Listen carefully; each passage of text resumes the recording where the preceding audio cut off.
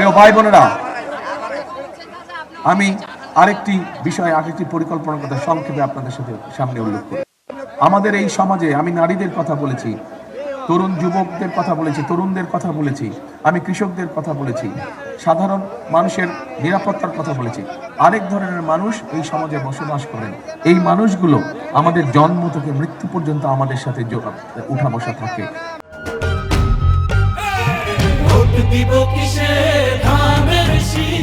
আমরা যখন বিভিন্ন সময় বিভিন্ন পরামর্শের দরকার হয়, এই মানুষগুলোর কাছে আমরা যাই। তারা আমাদের মসজিদ, মাদ্রাসার খতিব সাহেব, ইমাম সাহেব, মুয়াজ্জিন সাহেব, এদের জন্য ধীরে ধীরে আমরা একটা সম্মানের ব্যবস্থা করতে চাই। এবং শুধু সম্মানের ব্যবস্থা নয়, সম্মানের ব্যবস্থার সাথে তাদেরকে আমরা প্রশিক্ষণ দিতে চাই। যার যেই কোয়ালিটি আছে, যার